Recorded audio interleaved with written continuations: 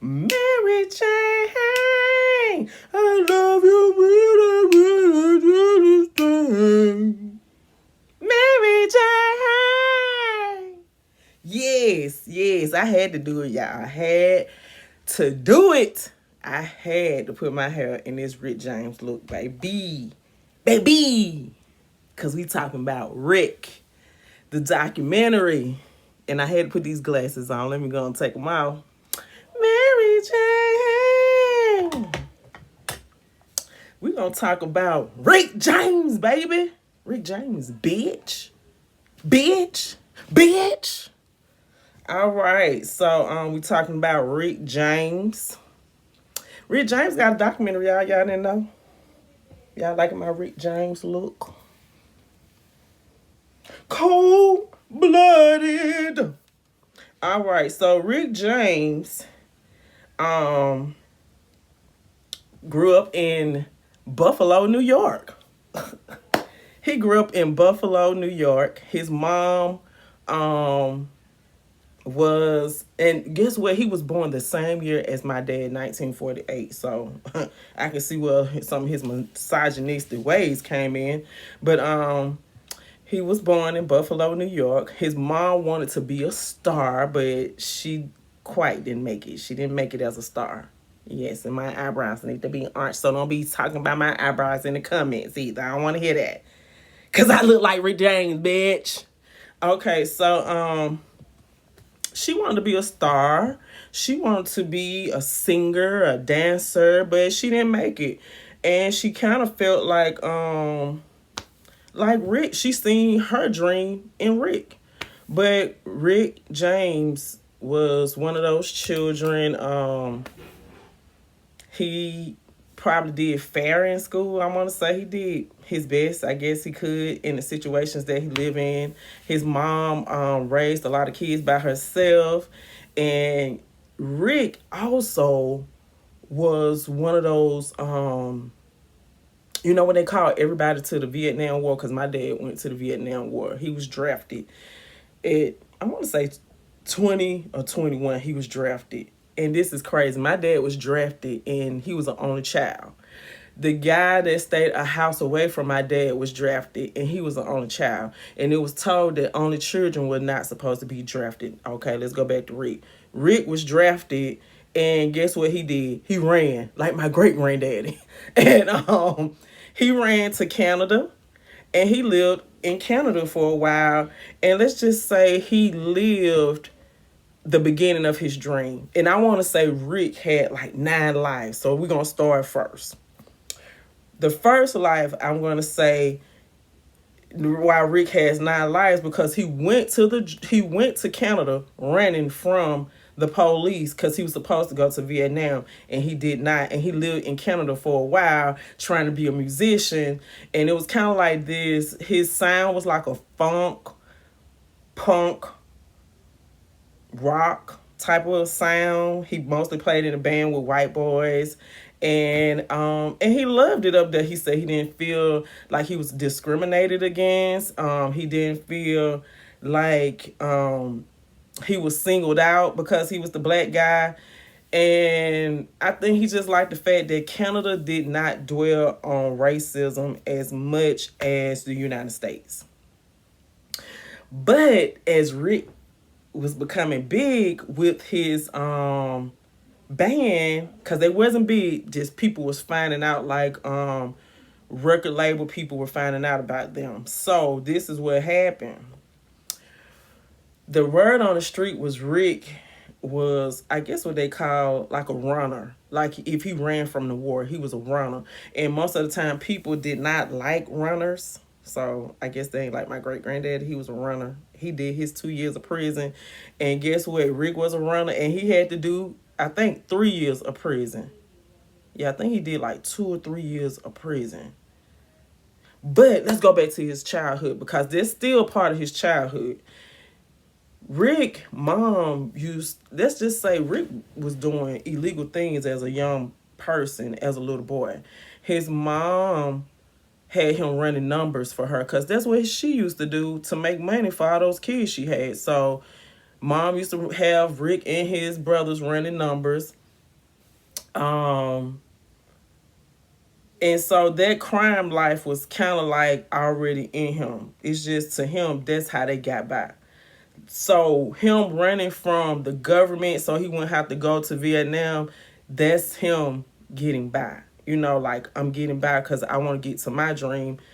If these other folks dream, the government dreams, I don't care about them. So I'm going to my dream. But as a musician, the word got out that you were a runner. Then somebody reported you and you had to go do this time.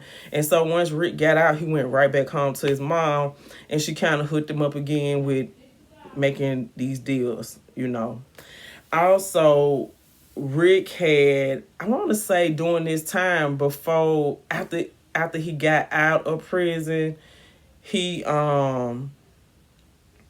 went back to this sound. He was looking for himself, his sound, and where he was supposed to be in the music game because he knew he wanted to be this. He didn't want to do the music that everybody else was doing, like the Temptations and doo wop, boo boo boo boo. He didn't want to do that. He wanted to do something different, something that made him free, something that didn't hold constrictions on him or restrictions. Or he just wanted to be in this free world where he can sing whatever he wanted to sing about. If he wanted to be sex, if he wanted to sing about his dick, if he wanted to sing about weed. So he wanted to sing about different stuff, not the same thing all the time. And now we're coming from the 50s into the 60s and 70s. You know, the doo-wop was in the 50s and now we're in the 60s and 70s and people are just, you know, you got hippies, you got punk rockers, you got all the grassroots people. It's just everybody kind of mixing in. So that's what Rick wanted to be. So he got onto this sound while he was at home. It was kind of like this punk rock, almost like psychedelic, like George Clinton. So once he got his sound, flew out to California. He was getting big. Now I do want to remind y'all, I did say Rick did use his bag for good. His mom showed him how to run numbers. He ran from the government. So he used his bag for good in his mind for his dream. Now, he did need money because he had 2 children. And kind of find out, once Rick, when he got out of jail, he went back home to his mom. He flew out to Colombia, he knew this guy that flew out to Colombia and did this big drug deal. He came back, he had some money, okay? So then once he got his money up, he went to California. He went and played his music, got his band together, and this funk sound was just taking off. And I won't say George Clinton was already up there, Bootsy and all them, but Rick wanted to prove that he was better than them.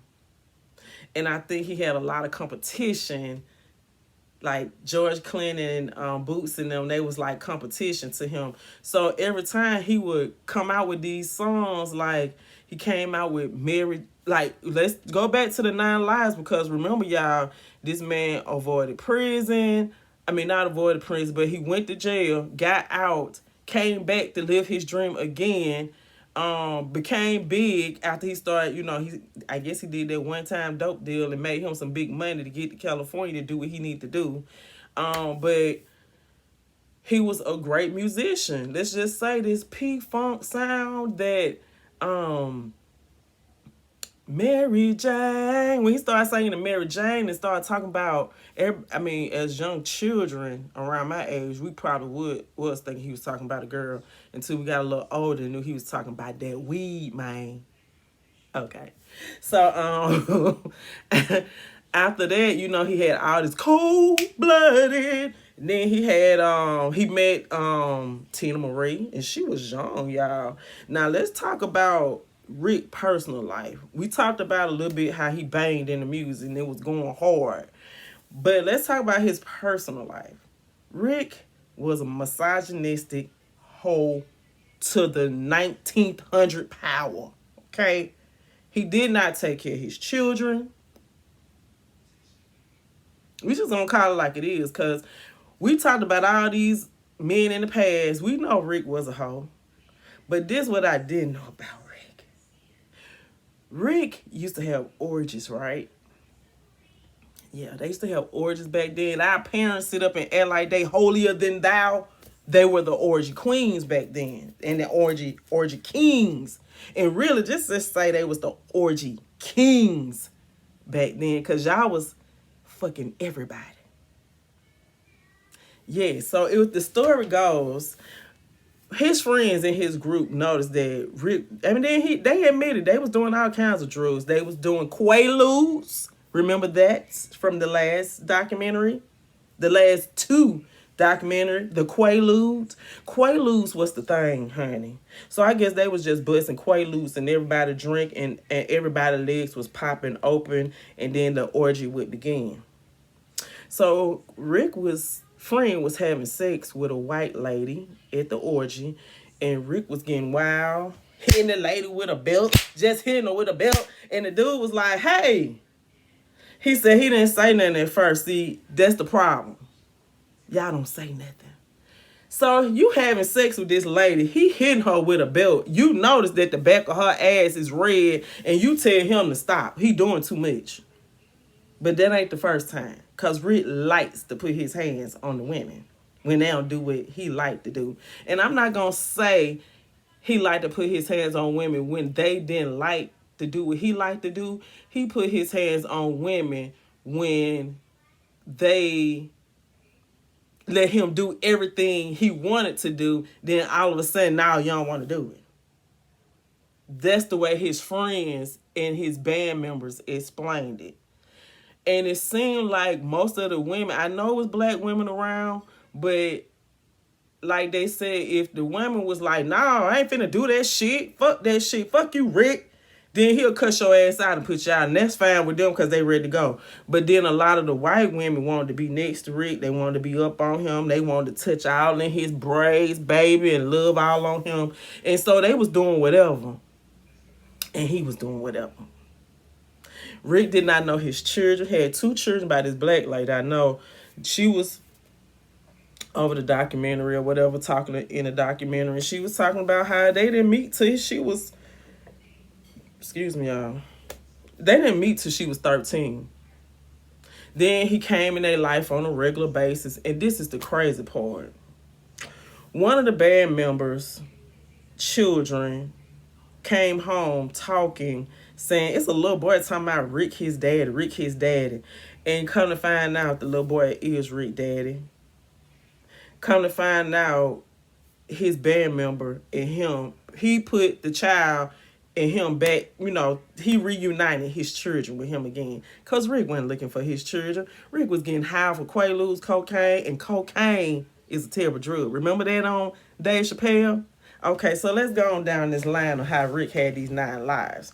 Rick had 9 lives because first you had a rough life as a child because you could have died easily. Then you went to jail from running from the war. Then number 3, you could have got caught up with the drugs, going to Colombia and bring them back to the States, but you didn't. Your career didn't take off until you was in your 30s. You was on drugs so bad you could have died a couple of times. Not only that, you stopped performing because you was getting too high on cocaine and you couldn't get it together. You stopped performing and rap music become big now.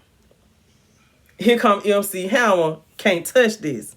So now they take your super freak, the super freak, yeah. Now you can't touch this. And you get mad at MC Hammer for taking your song. But like MC Hammer said in that interview, well, I don't know why Rick James mad because he riding around in the Rolls Royce off of You Can't Touch This. Also, they reunited you again with Tina Marie. Because you made a lot of Tina Marie hits. You made a lot of Eddie Murphy hits. You made some hits, Rick. I ain't gonna lie, you made some hits. And people made hits off of your song. Not only that, here come Friday, the movie. We singing Mary Jane again in my time, in the 90s, when I'm growing up. So here we go singing Mary Jane again. And here come Rick getting paid again. Here come Rick on the BET Awards, getting reunited with Tina Marie, and they supposed to be traveling and going on tour again. So Rick has been reunited, came from the dead, woke up again. His music plays on and on and on. And we all know Super Freak. We all know Cold Blooded. And we all know Mary Jane. We know these songs, y'all. Rick was the biggest freak ever. But I can say I learned one thing from Rick. Very determined. Very determined. Live outside of the box. This is another fun fact that I learned in the documentary. Now, I love me some Prince. I love me Prince. I love me some Prince. I did not know Prince used to open up for Rick James, and Rick James used to get jealous of Prince, and they used to stay fighting. Fighting, pulling out speaker plugs, messing up people's instruments, and really now see why Prince got a lot of his freakiness probably on tour with Rick. But I'm just glad that that Rick still lives in his music, that people can learn from Rick. Musicians, learn from Rick. He keep telling y'all cocaine is a dangerous drug. So whatever y'all out there doing, please stop it. Rick is showing y'all, please stay off the drugs. So I hope y'all enjoyed this documentary of Rick James, bitch. I hope y'all enjoyed my my hairdo dedicated to Rick James, bitch. And I know I wear it well. And I pray you rest in peace, Rick. And I hope that you ain't come back and do the same thing again to these women. Because you did some horrible things to women. And I think it was the cocaine. But I can't blame it on the cocaine because you didn't take care of your children till later. But we love you, Rick. We know ain't nobody perfect, but we love you, Rick. And we're going to continue to be cold-blooded and smoke on Mary Jane. Because I'm about to go do it right now. Okay, so y'all, I forgot to add in a couple of things about Rick James' wife. Let me tell you about the wife. So, the wife he met was a girl that he met. She was not a grown woman. He met a young lady that he married. They say they married. I'm not sure they married, but on the documentary they say they married. And he was going with her, and the daughter questioned her, was like, how old is this girl? And Rick was like, he didn't want to tell her, but the daughter already knew. She said, man, this girl the same age. So this girl, the white girl that he was going with, who he went to court for allegedly abusing a lady, like burning her and beating her. Okay, yeah, this is the lady that went to court with him. They both had charges. I think Rick did some time, but in my opinion, and a little bit of the description, because the wife is in the documentary, and y'all, she look like she been down through there, and she still, I mean, I ain't saying she look bad, but you can tell look like she still on the booger sugar, okay, or the sugar booger, all that, because baby, she keep rubbing her nose during that interview. But the lady who said that Rick James and his wife kidnapped him, she went to the police or whatever and told them that, they beat her up and she had burns. But I think they was both, all of them was doing drugs and having sex, and her and the wife got to fighting. The wife and her got to fighting. And I believe Rick got involved, and that's how he ended up fighting her, beating her up, and she went to the police. But baby, it was a mess. But I did want to show y'all the picture. So this is the picture of the wife. This is the picture of the wife and the son. This was at Rick James' funeral. This is Rick and the little boy when he was little.